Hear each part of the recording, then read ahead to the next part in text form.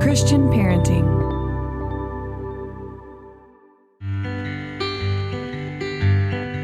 Aloha, friends! Welcome to the Boy Mom Podcast, powered by Christian Parenting and hosted by my mom, Monica Swanson. On the Boy Mom Podcast, it is our goal to provide you with practical advice and biblical wisdom for raising boys in this sometimes crazy world. You can find show notes for the podcast over at monicaswanson.com/podcast. We're so glad you're here.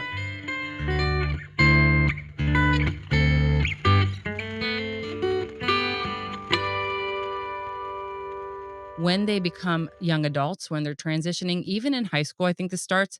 One of the things that we've seen is that when you ask more questions instead of giving answers, changes the dynamic of the conversation, and they're less resistant to your authority. Hey guys, you are listening to the voice of my friend Gwen Smith as we have this important conversation about the joys and the challenges of raising boys into the launch years, the post-high school, college, whatever they might choose to do, years where we're letting them go, letting them spread their wings. And I think that we cover so many important things in this conversation. Even if your kids are young, trust us when we say blink and you're going to be there too. So I hope you take some notes and get a lot out of this conversation. As always, anything that Gwen and I mention will be linked to in show notes. Now, guys, I have some fun news to share with you. But first of all, if you're brand new here, I want to say welcome. I've been doing the Boy Mom podcast for just over a year now, talking about all kinds of things related to raising boys. And for those of you who have been with me for a while, welcome back. And here is my big news. So I'm so excited to be joining the Christian Parenting Podcast Network family. And here's why this matters. Over the past year, I've been working hard to get parenting resources, encouragement, and support for boy moms out to the world. And I've been blown away by the response. But I want to serve more parents because I really believe that raising boys well matters. Now, in partnership with Christian Parenting, I can join other parents and podcast hosts in getting these much needed resources out to the world. More ears listening, more changed hearts, more kids being raised in the hope of the gospel. And so in the weeks to come, you probably won't notice much of a difference. The show is going to go on just as always, other than you'll hear the word Christian parenting in my introduction. But the cool thing is I can team up and link arms with other podcast hosts in the network, encouraging one another. And I'll be sharing some of those podcasts with you in future weeks. I think you're going to love so many of them. So guys, I'm really excited all that's ahead this fall and winter. I've got a great lineup, so many wonderful topics, and I'm just excited to have you here with me for the journey. Okay, guys, now this conversation with Gwen is packed, and I think Gwen and I talk about a lot of the things that are in the back of your head through all the years of raising up your kids.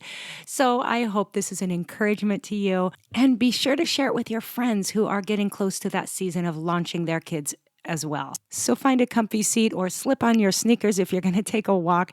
And I just hope you feel like you're hanging out with Gwen and I as we talk about the college years, preparing for the launch, all the stuff that we have ahead when we are sending our kids out into the world. I hope you enjoy. Well, hey, Gwen, welcome back on the Boy Mom podcast. Monica, I am so excited to be here. Thanks for having me. Yes, it's been over a year. You are one of my first guests. And I was just recalling that I don't think anybody else knew, but when I had Gwen on the first time, I was so nervous and so new at podcasting. And about 10, maybe even 20 minutes into our conversation, I realized I had not hit the record button. And Gwen, you saved me because you had it recorded on your end. I did. It was fun. And that was Oh, the Spirit of God being backup. it was. I'll link to that interview in the show notes for sure. But Gwen, before we dive into this super fun, I'm just so excited about this conversation. But can you start off by telling anyone listening who you are, what you do, and just a little about your family? Absolutely. So, hey guys, I'm Gwen Smith. I am just like y'all. I mean, I'm a wife and a mom. I am a host of a podcast called Mhm, Graceology. I would love to have you come hang out, be one of my Graceology girls. mhm, So, Graceology is what my passion is right now because my passion is helping women know and trust God more. I love mhm, what it says, what Paul wrote all throughout the epistles is that his mission was to strengthen and encourage the saints, and I am all mhm, about that. mhm, And I am married to to my hunky college honey. His name is Brad. He's the best. And we have 3 children who are now all young adults, which is what I think we're going to be talking about today, 2 of Mm-hmm. which are boys. My first 2 are boys, and Preston and Hunter. So my oldest son is 23 and my second son is 21. And also, I guess I could also mention that I'm also the co-founder of a ministry called Girlfriends in God, which is a conference and devotional ministry. And then, that's really what God has had me doing the past decade to 15 years. I lead worship at women's conferences, love to speak at events, which right now is not happening. But, I just have a regular online presence, all purposed again, just to help women know and trust God more. And I love hanging out with Gwen online, following everything she does. Her podcast is awesome. So definitely check that out. But we're like as far across the country as we could get from each other. So my goal is to one day hug Gwen in person. Same, same. I can't wait. It's going to Yeah, happen.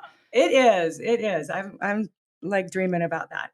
So Gwen is on with me today because I am just like that one tiny step behind her as far as kids' ages and stages go. And I love following what she does. She's got an amazing family and they look like they have so much fun together. And they're kind of starting to do some things that just that step ahead of my boys. And we're going to talk about the college years, or I should say post high school. Not every kid chooses to go to college. And right now, that's not all a bad idea to either take a break or do something different because college is not looking like it used to. So we'll talk about that. But Gwen, your children have all gone to college after high school, right? Yes, And your second son and daughter are still in college. correct. Yes. Yeah. Tell us what that looks like right now in the middle of this time in the world. Oh my goodness. I mean, it's so funny. I just saw someone post on Instagram who is a teacher and Mhm. they are having the students back, a teacher in Tennessee, and they're actually going to have the students in the classroom. It's going to just be with social distancing and masks and all the things. And the Mhm. first her first slide she put on a in her story, it said, "Things are weird for all of us."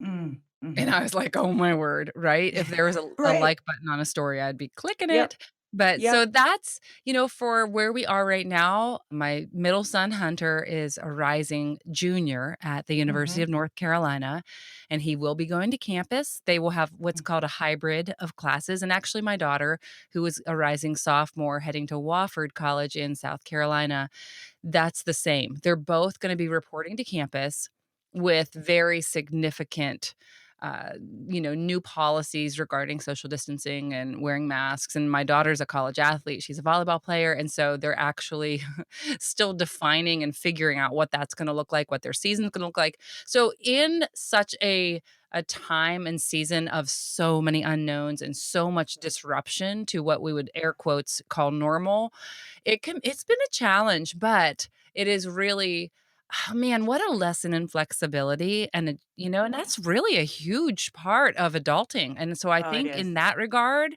hello, it's a major gateway and opportunity for us as parents to be, obviously this isn't ideal for any of us, but you gotta ebb and flow and go with So the true. waves like your surfer boys would, right? Totally, yes, and my boys, same, rising junior, and Jonah will be a freshman, and they're both at gonna be at Westmont College in Santa Barbara, California, but I'm with you in that I'm kinda bummed because I'm hearing about all the policies, and there's gonna be a curtain down the middle of their dorm room, the masks, all of that. Some of their classes they'll do, which is kinda weird to be on campus, but doing a class from your dorm room. Yeah. But at the same time, I'm like, you know what? I'm just so grateful because there's so many colleges out there that just can't meet, whether they're just too big or the location. So I know a lot of students are having to accept that they're not going to be going anywhere on campus this year. So I am grateful and I kind of feel like, hey, they're all in it together, right? It's Yes. it's not like our kids are the only ones. Everybody's going through this weird thing. It's kind of a bonding experience, we can hope. Yeah. And they'll find creative ways maybe to have a good time. Totally. Yeah, but it's strange and we all want it to go away, but we have to be flexible and trust God. And I agree with you. I think there are character lessons woven throughout this whole thing, Yeah. left and right. We can complain which we often do, or we can really focus on what is God at work teaching us as a world?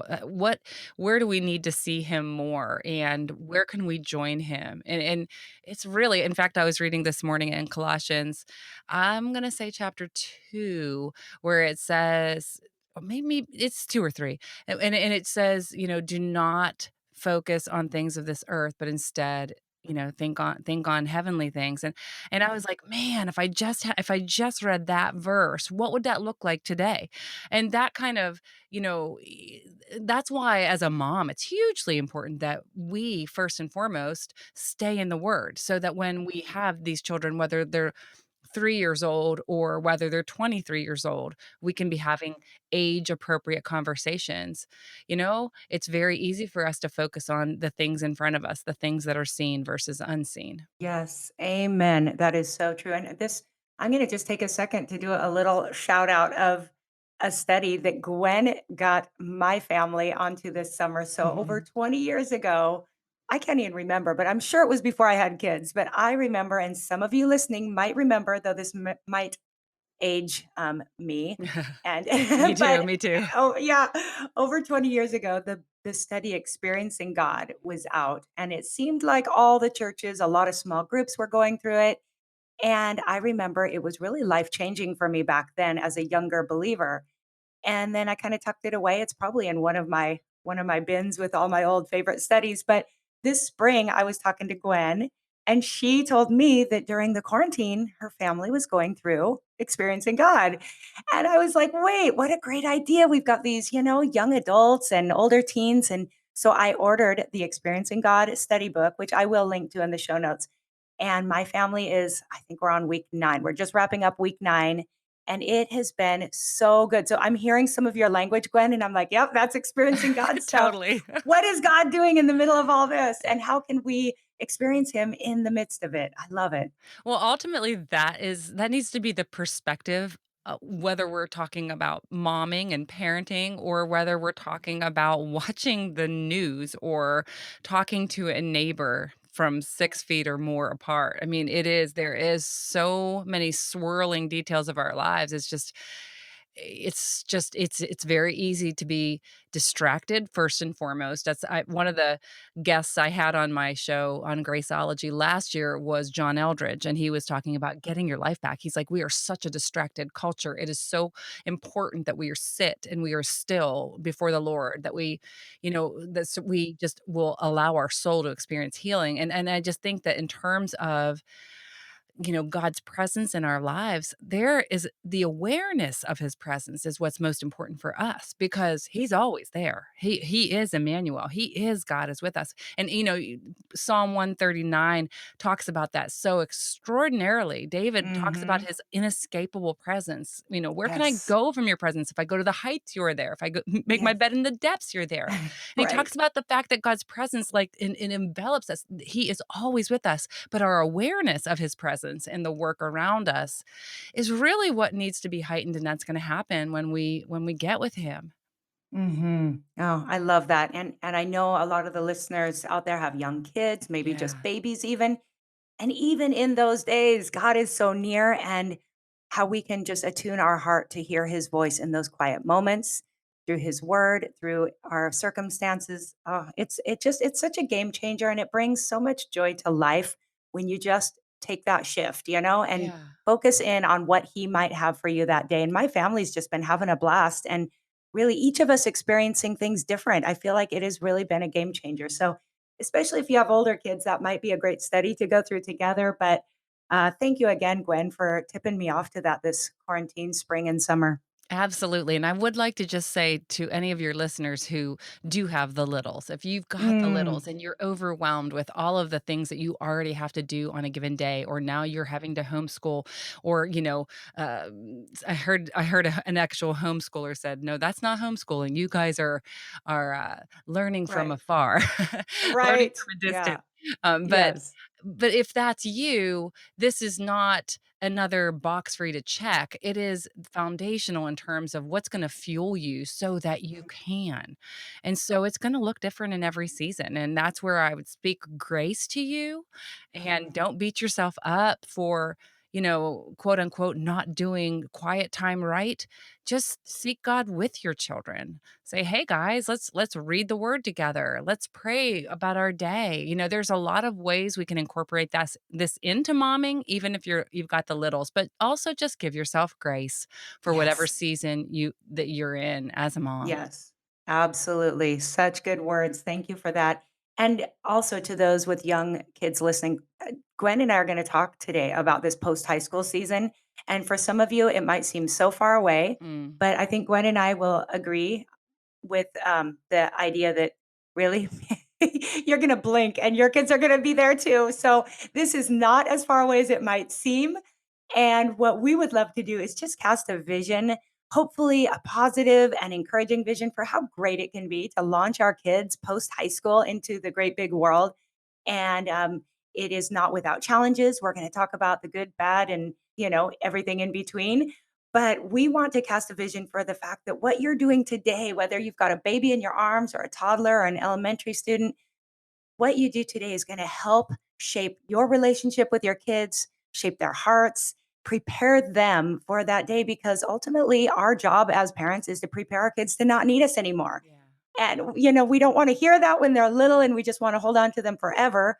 But the truth is everything we do when they're little is preparing them for that day that they launch. So, Gwen, I'm going to just dive in with a few kind of topics starting from when they launch. And I'd love to hear just your experience. We can kind of share where we've both been with all of these things. But talk to me first about the launch.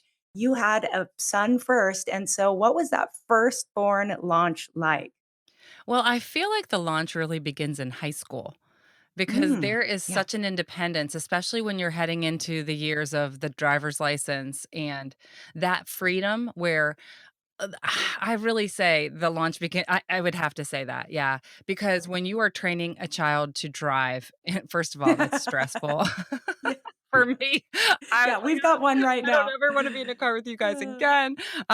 Yeah, that's not easy. Not for the faint of heart, but when they then take the car and they're not there's this there you are beginning to have to release the cord, in such a way that is, it's really steps toward trusting God on a greater level. Because I think that the perception is when our children are little or even up through middle school is that we really are in control, which, hello, that's such a no. joke. I mean, Right. it's never us in control. And yet Right. I feel like there's a false sense of security that I had in my heart when my children were young about their safety, about, all of that type of stuff. But Hmm. when they start driving, there is a release that begins that is pretty compelling. So I'd say for me, it probably started when they were entering in high school and starting to drive or having their friends drive.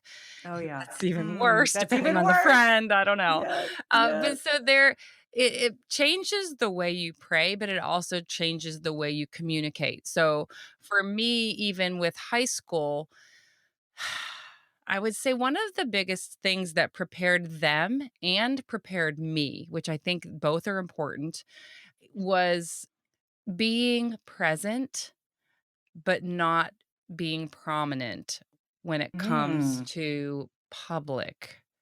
Okay. So, for example, with now this is okay. So when all three of my kids we had in 3.5 years. So Yeah.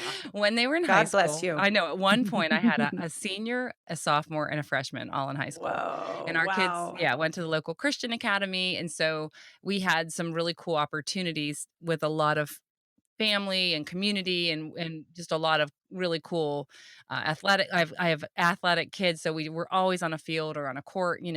But one of the ways a story that I think of when we're talking about releasing, but also being present is they always started off their school year at the Christian Academy by taking a retreat at the local Young Life camp.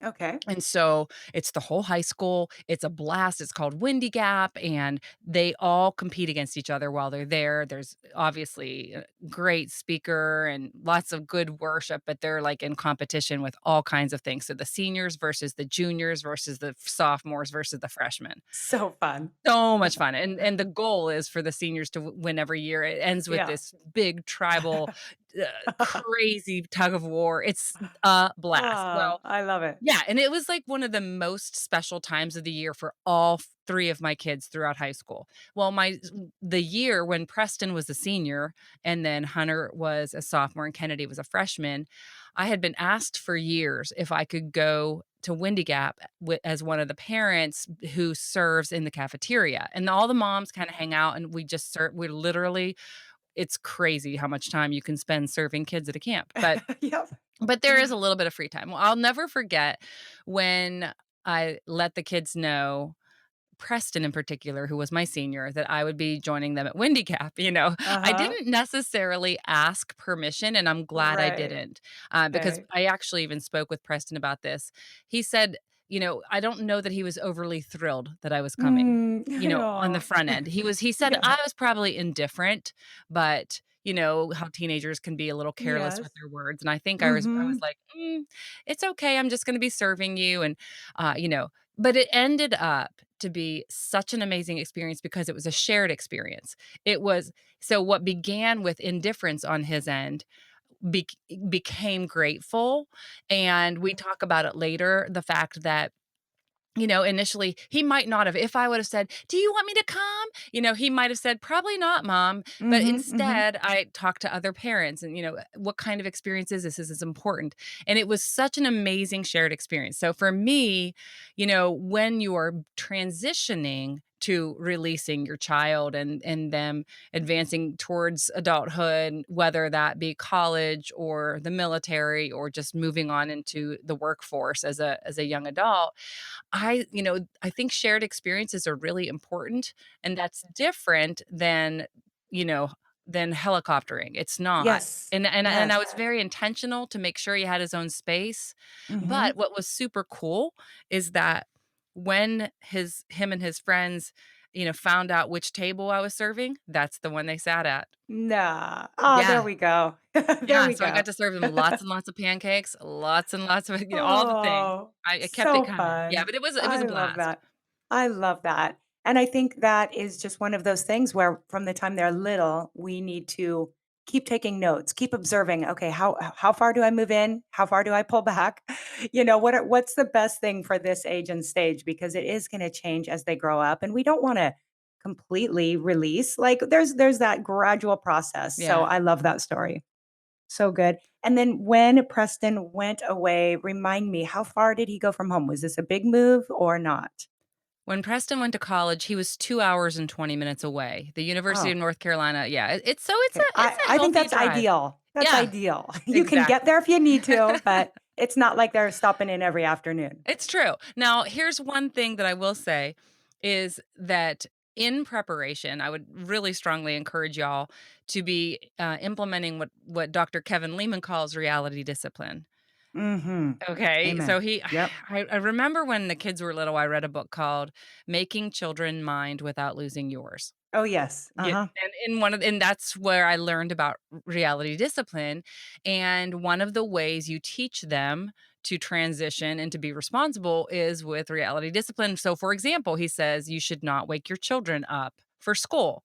That is their responsibility. So you get each child a clock and you teach them how to use it. If your child is late or does not wake up or does not hear their alarm, then the consequence is they are late and you do not write that excuse. My child, Yep. it's Yes. it's not Oh, that he so had a good. sick tummy this morning. It's that he slept in past his alarm. So if you call that inexcused, then it's inexcused. And that is something he's going to have to deal with if he gets Oh, detention or, you know, and yes. it's so hard. We It is love so Oh my hard. goodness, we love to save our children from consequences, and yet the best thing I would encourage younger moms to do is allow them to experience the consequences. If they Yes. leave their report at home, Uh-huh. I mean, I was the one that would have to drive things up, but I think that Yeah. there has to be maybe there's one grace opportunity Yeah. or, Yeah. if you have a forgetful child, then teach a process that will help Yes. them with that instead of bailing them out all the time. And Oh my so goodness. I it's love yeah, everything you're saying so much. And it is so hard, but it is so important and it's so hard. necessary. Because, better they be late for school or my son took a gap year and my second son, and there were those times where I just knew I didn't hear him getting ready to get out the door, and I'd be like, "Oh boy, being Mhm. late for a restaurant job is, a whole 'nother thing." You can get fired. You can get fired, and so but we have to remember that so much better they learn it now than they learn Yes. it one day where the stakes are that much higher. So, whew, good stuff. Good Yeah, it's stuff. hard. I'm curious how your heart was preparing for and entering into that, time of setting your son off on his own to college. Great question. It Mhm. because you go through senior year probably was Mhm. harder for Yes. me than sending him to college because the senior year is it's the first of every last. Uh-huh. And so Oh, for those of you who have a high schooler, prepare yourself, mama, because senior year for me, it slayed me. It's the parent night at football and then at basketball, and then it's the first game, and then it's the last game. We've been raising these children to, do all of these, have the, be engaged in all these activities. And then it's the last time when you're at graduation. It's just, oh my yeah. word. So for Yes. me, that was as important for the mama heart, the senior year phases, as taking him off to college. So by the time he was going to college for me, I knew that's exactly where he was supposed to be. And so that gave me more courage when on move-in day. And I was fine. I was sad, but my husband was a mess. It's hilarious. Oh, was he? They're besties, yeah. So and Brad is Oh. such a tender-hearted dad. He's an amazing Oh. father, and so it's really interesting. I'm like, "Wait, he's crying. I'm not. Okay." Oh. But I was ready by then, but it is really there's so many layers to that onion.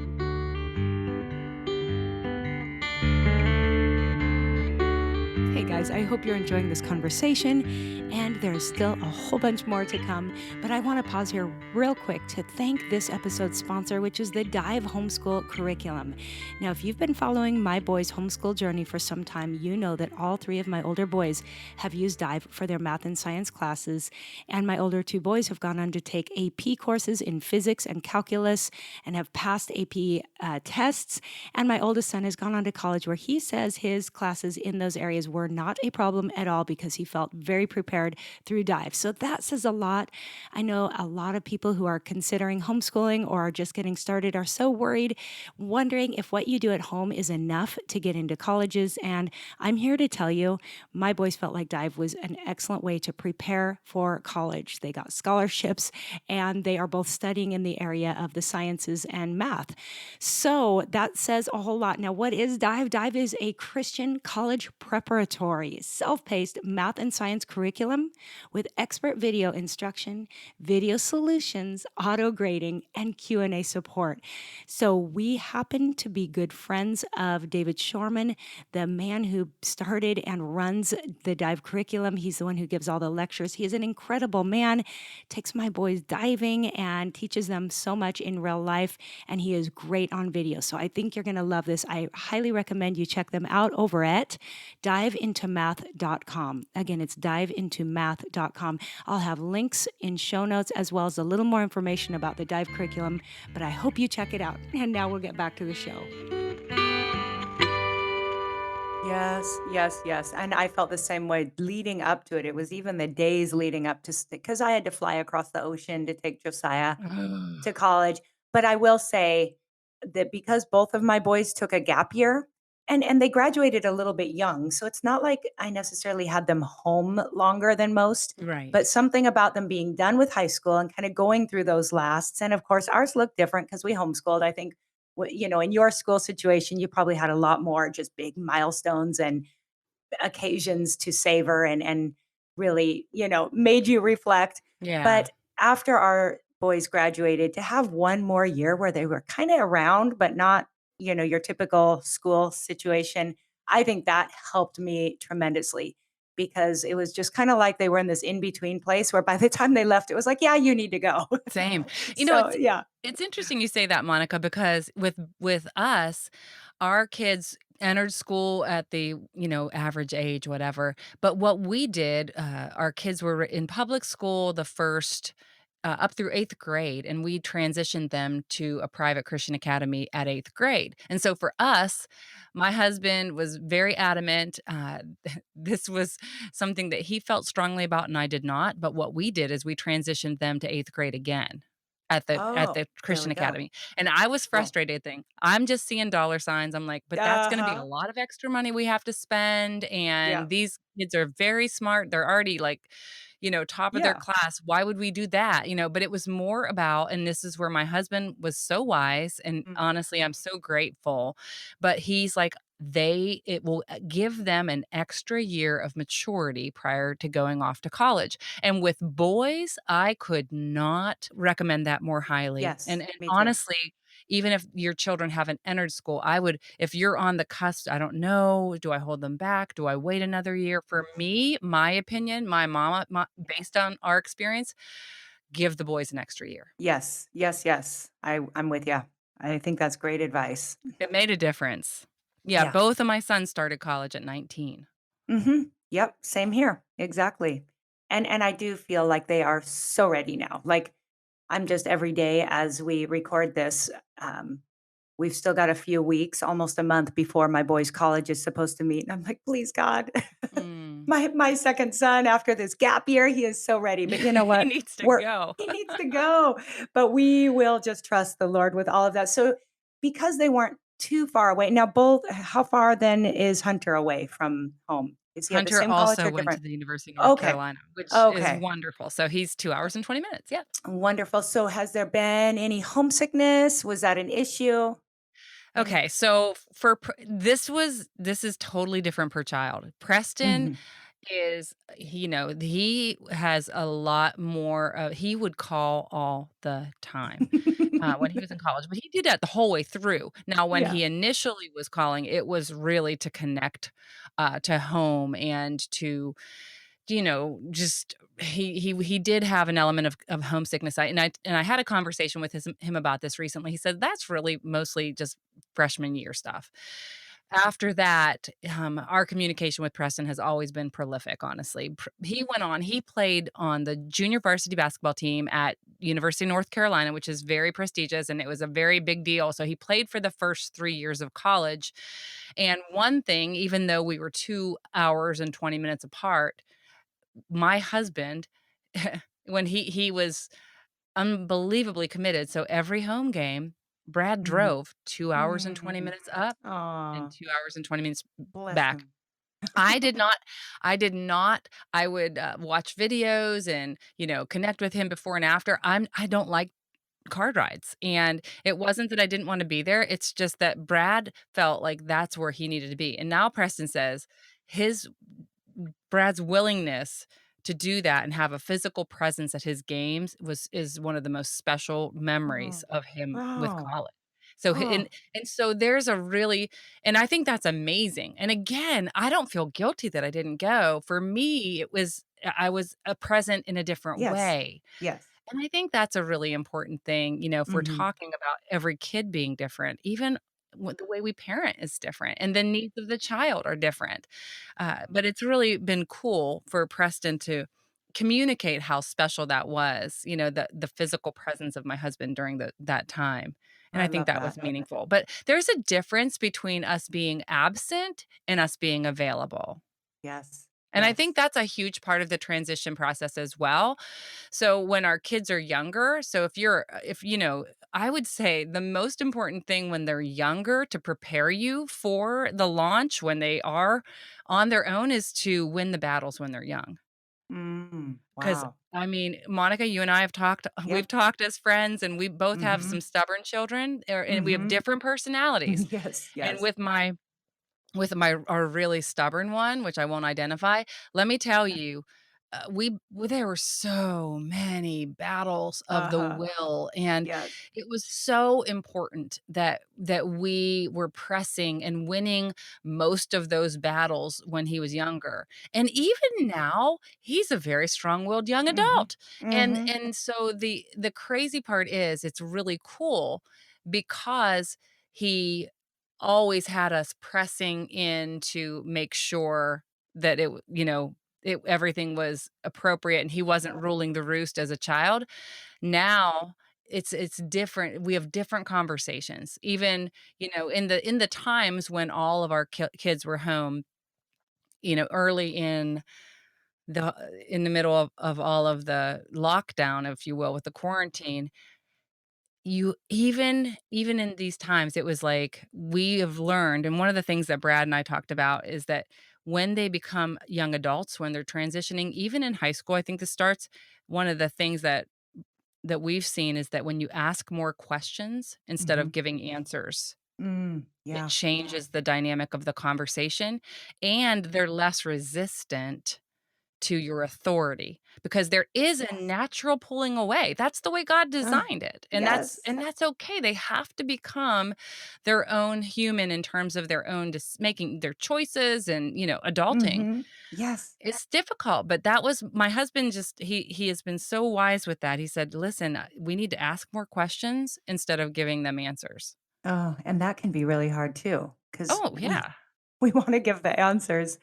But I think that one thing you're saying that I just love is to continue to have the conversations because even as we're preparing our second son to go away, a few times this summer, certain things have come up that have been I've thought for a moment, I'm just gonna let that go because, maybe it is a matter of opinion or something he says. And I'm like, you know what? This is kind of our last chance. I think Right. we need to press in on this one and talk Right. about this. And so we've had some really good, long late night conversations where we're like, "Now why what made you say that? What makes you think this? And what will this look like when we're not around to coach you?" And these are important things and yet things that we could just back off and go, "Oh, he's just, a young college kid, whatever." But I love those conversations and the fruit of it is so precious because I'm looking at him going, he's going to be better equipped to have Yeah. other conversations because we've dug in and had some hard conversations with him.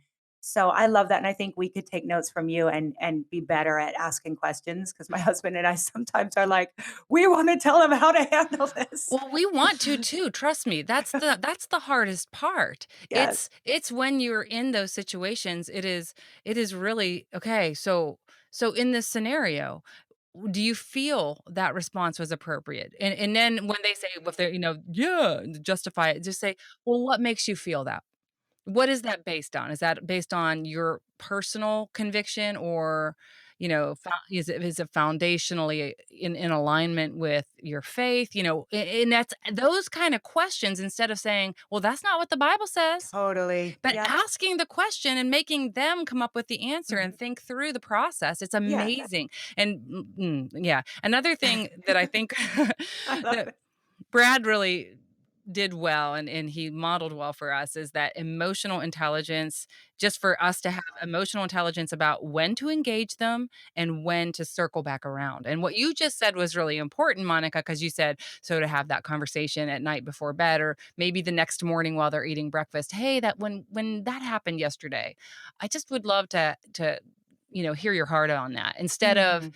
engaging in the moment when we're like when they're young. A lot of times it's discipline swift, make them aware of the fact that that's not appropriate. But when they get older, Mhm. so much of it is actually allowing it to pass, not being emotional as parents, because good glory, it's so easy to get all. I mean, I am a fiery girl. Oh my Yes. word. Me and you Oh both. my goodness. I'm like a little firecracker and I'm like, and Brad will like, let it go. We'll talk about it later.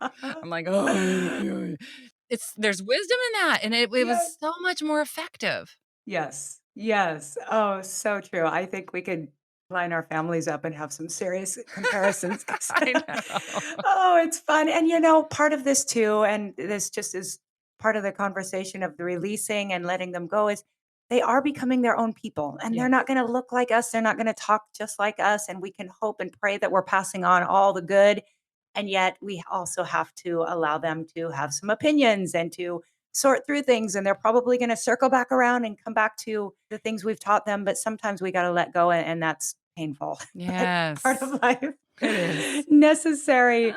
Well, I'll just say for anyone listening to who has a child going further away, the homesickness issue. I mean, I remember as a kid, I was so attached to my mom, especially. So I remember that homesick feeling, and ooh, it's a yucky one, especially as a younger child. But even in college, I remember I grew up in the Pacific Northwest and went to college in Southern California. So I was a long ways away too. And I remember just that kind of heartsick feeling. And I do believe that my first son had some homesickness, but I think that I don't know, there's something so special about looking forward to the holidays, looking forward to summer, Yeah. and time flies. And so, any of you who are anticipating sending a kid off, just be encouraged to know that they really do grow a lot by having to do things on their own, having to make decisions. And yet I will say, I think just like your firstborn, my son and I had so many good talks by Mhm. phone. I mean, I felt like we were in some ways closer when he moved away than we were Yes. when he was in the house, because in the house we're all so busy and there's so many people pulling at us. But when he Yes. would call, I made it my just goal to stop whatever I was doing, sit down in a chair, put my feet up, and just talk to him. That's And ah, exactly right, Monica. yep, Yeah, Preston would often call when he was walking on campus, because same, University of same. North Carolina is huge campus, and he would call, and he would talk my ear off, and, I'm a writer just like you, we write Uh-huh. books, we have so much going on, and when you work at home, sometimes I had to really guard my heart because I would view it as Yes. a disruption versus an opportunity to be available and have relationship, and, that was something I had to learn, and I'm still learning even, Yes. is being available, in the absence, being available is really these relationships are the most, aside from our relationship with our Lord and our spouses if we're married, these relationships with our children are have to be priority. And it is Mhm. so easy for me to try and think, I don't have time for that Yeah. conversation right now. Yep. For sure. Yes. It's tough, and it takes intentionality. And there's the reality is there were times where I said, just can't talk right now, and Of that's hard course, of too. course. Oh, that's hard, but they get it. They're okay. Yeah. I love that. Okay, well, let's shift gears and talk about our kids' faith. I think all of your kids are walking with Jesus from what I understand. Mhm. How did you navigate that as a mom from a distance? Did you feel like going away to college nurtured their faith, challenged their faith? Anything to offer along those lines? Absolutely. Okay, y'all. So Mm. when we transitioned our kids in 8th grade for the boys, and then Kennedy went in 7th, but when we transitioned them to the Christian Academy, we sent them to a really gospel-centric high school that taught apologetics every single year of high school. Ooh, love it. So, yeah, so foundationally, plus we had amazing conversations at home. So that was hugely important, and I cannot stress this enough. And again, give yourself grace. We all have different layers to what we can expose our kids to, whether they're homeschooled and private school or public school. You know what? We have to make those choices on our own. For us, it was a blessing and a privilege to have them at this Christian academy, and then to have great dialogue on what they're learning in class, what's going on in Bible, all that kind of stuff. Now, not everyone has that, but you can still have those conversations. Maybe there is a book, or something that you could. Oh, I had Natasha Crane on my Graceology Mm, podcast. In fact, you guys should listen to that. I'll send you a link to that, Monica, because okay. it is how to talk to your children about Jesus. Ooh, She is a mom Christian apologist, and this is incredible stuff. I'll send you some information for you to ooh, share with the girls, Monica, because awesome. y'all should be this is practical for everyone, whether your kids are homeschooled, in public or private, Yes, whatevs. yes, yes. Can't But get enough of it. the transition to college, I literally called Preston before because I knew we were gonna talk about this, and he said, "Listen, mom, the first 3 weeks of college freshman year are the most important, period." He said, "Because though," he said, "faith can either be a foundation in college or it can be completely forgotten." And he said, "You can find anything you're looking for on college campuses." And we can't control that as parents, but we can certainly now there are times of releasing, which of course we do, but then there's also times of, casting vision. Like, one of the first things we encourage you to do is get involved in a campus ministry. They'll all have these opportunities to tell you about which personality they have, what's kind of going on with the small groups and everything. Mhm.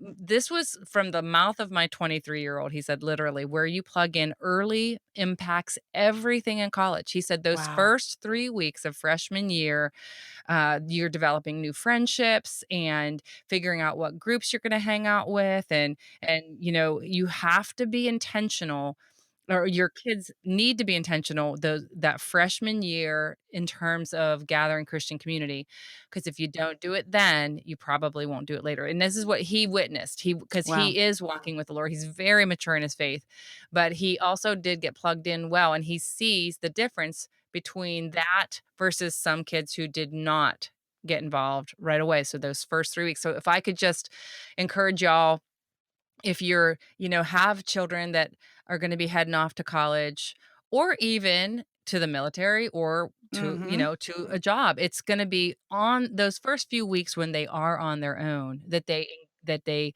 are intentional Wow. to connect in Christian community. Oh, that is such good advice. That is such good advice. And I'm going to have this conversation with my son going into his freshman year, which, oh, I just love that. I love that he said that. And I think no matter where they're going to college or whatever they're going to do, like you said, whatever you're looking for, you're going to find it. Yes. And I mean, my boys go to a teeny tiny Christian school.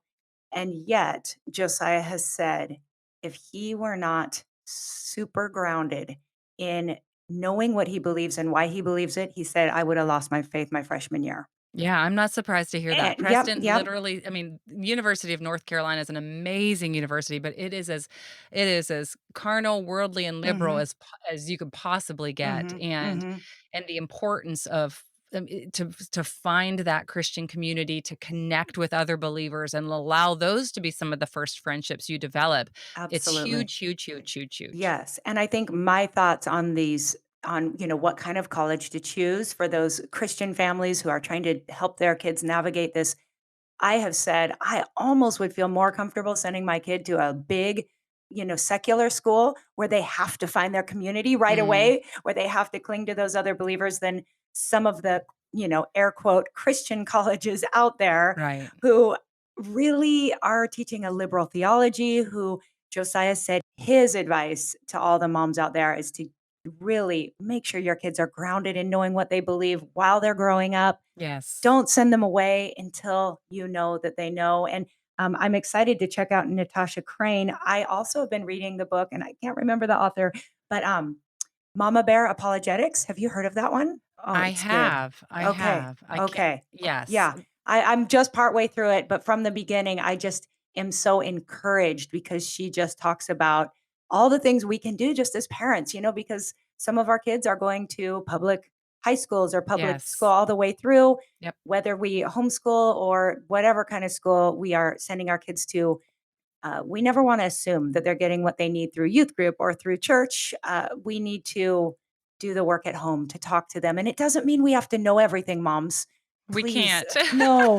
And We you know just what? can't. Yeah. And this is stuff my husband's great at. He's just loves to study apologetics. He can defend his faith. This isn't stuff I'm great at, but I can read a book and go through it with my kids. I Yeah. can point them in the right direction. And I'd say for me, you had a great, private Christian high school your kids went to. For me, we had an amazing youth pastor that met with Mm. my kids weekly, and he really discipled them. Josiah continued to call his youth leader when he was away at college just to be encouraged. And I think there's somebody in your community, wherever you are, that would be willing to invest in your kids if they're Yeah. reaching out and asking. And now I'm on my third son to meet with Danny. Shout out to Danny, their youth pastor, because he has truly shaped their hearts and given them such a passion for the Lord and for sharing their faith wherever Mm. they are. So, moms, I think there's a lot we can do, whatever situation our kids are in, whether they're whether they're stuck at home because of this COVID thing or whether they're away at school. I mean, going to school during their formative years. I just encourage you to make it a high priority to help them get grounded in what they believe and why they believe it, because Yeah. college and the big world out there is going to challenge it like never before.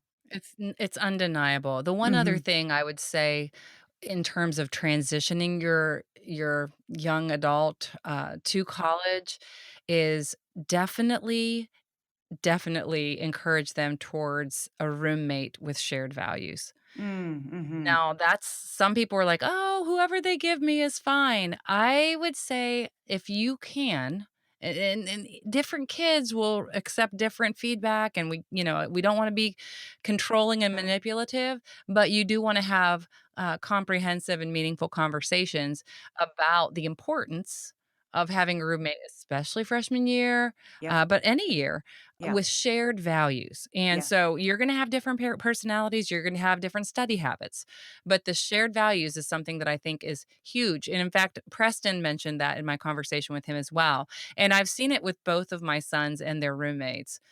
So we've had good experiences and not so good experiences, but really the shared values Yeah. is huge. So Yes. I would encourage you, even if your child is like, "Oh, it doesn't matter, Right. I'll just No. go with whomever, meet someone Hmm. on," it's probably something that I would put in a high priority Yes. category.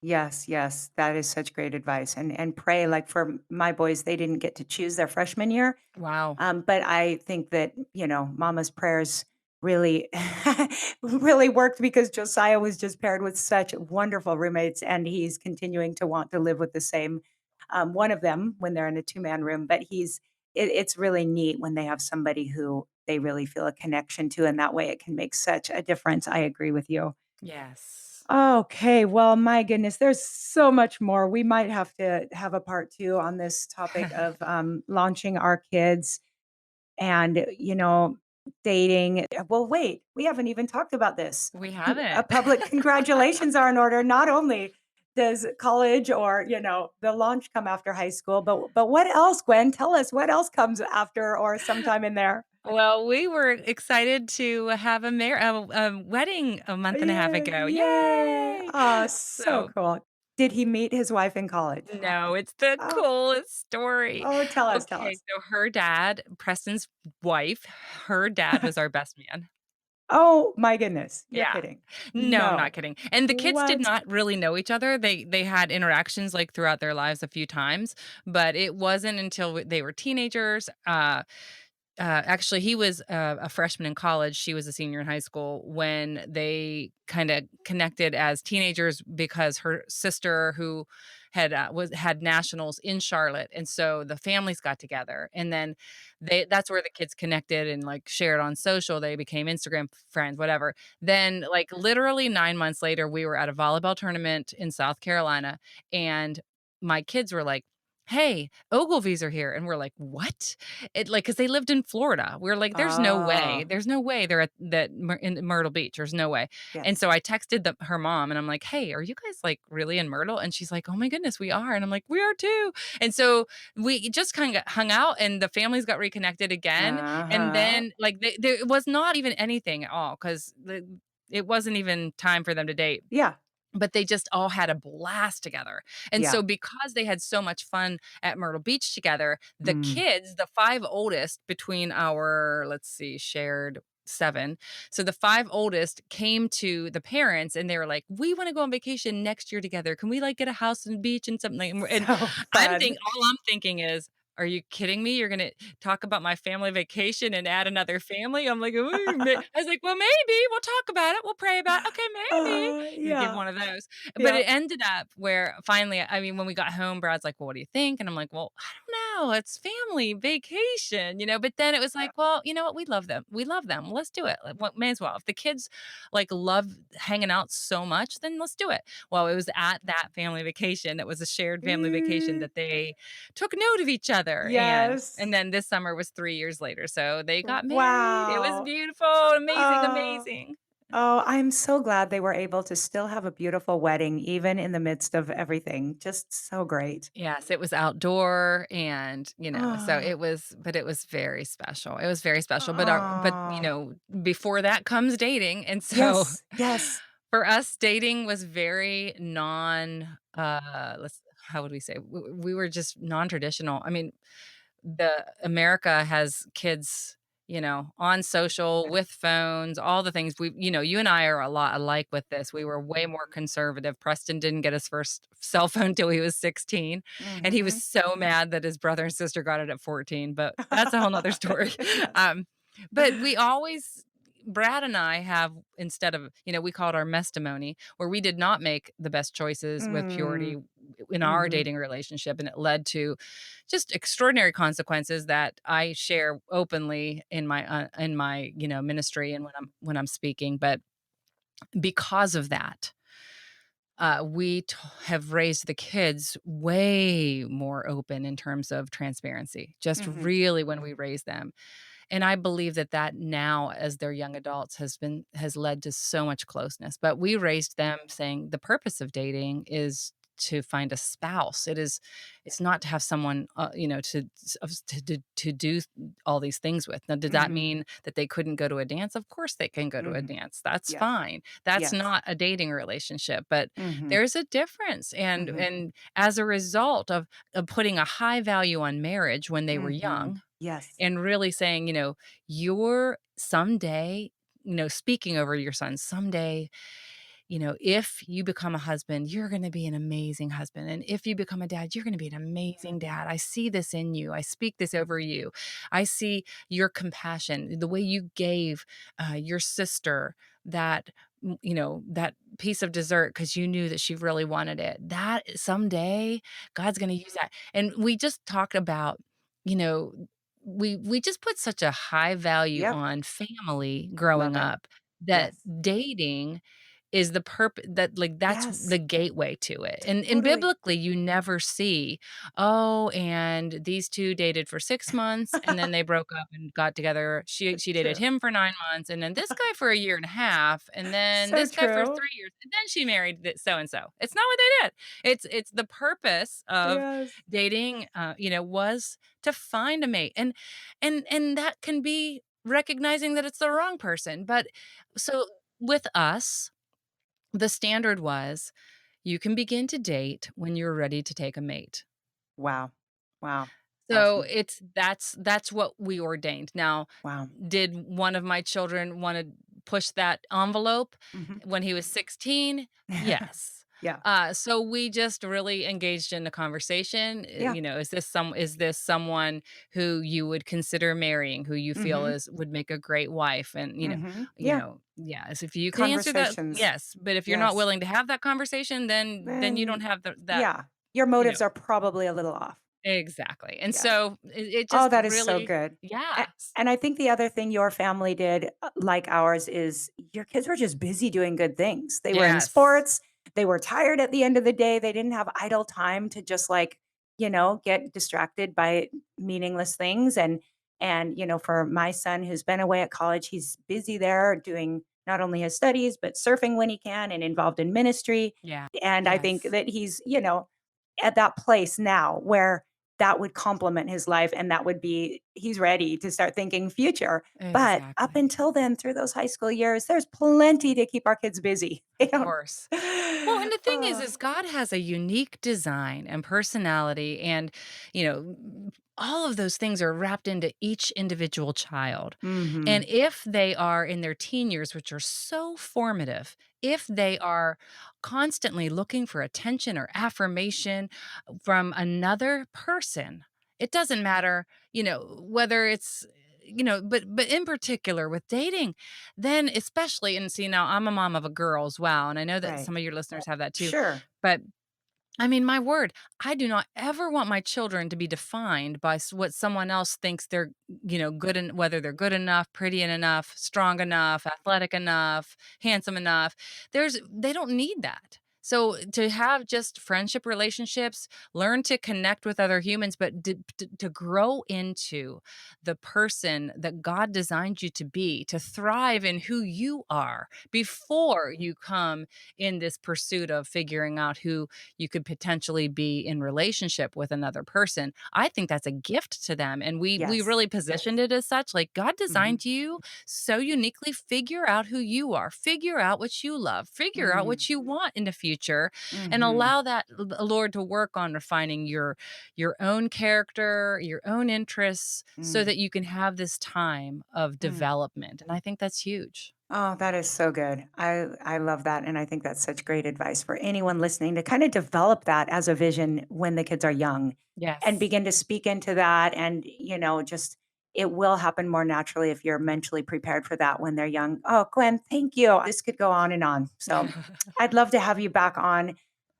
Before we close, and I will be linking to anything we've mentioned, of course, in show notes and linking to your website and all of that. But if somebody wants to just stop right now and track you down and follow you, where can they find you? Or just head to gwensmith.net. So GWEN Smith.net. All right. And again, we'll link to all of that. But I can't thank you enough for your time. You inspire me. Your family inspires me. I love following you on social and I know we're all going to meet one day. Just thank you for being with us today. What a great conversation. It has been so awesome to be here with you, Monica. Thank you for having me. You betcha. All right. Until next time, then. Aloha. All right, friends. I hope you enjoyed that conversation. Maybe you took some notes and you feel a little better equipped for those years that are to come. So thank you for being here. Thank you for being a part of this podcast. I appreciate your ratings and reviews over at Apple Podcasts or wherever you listen. So if you haven't left one yet, maybe as soon as this show is over, you can just scroll right on down on your phone, hit those 5 stars, or leave a few words about what you love most about the Boy Mom podcast. I'm excited about my new partnership with Christian Parenting Network, and I'm excited about all we have ahead. So thank you for being a part of this special, special place. All right, guys, have a wonderful rest of your week. And until next time, aloha.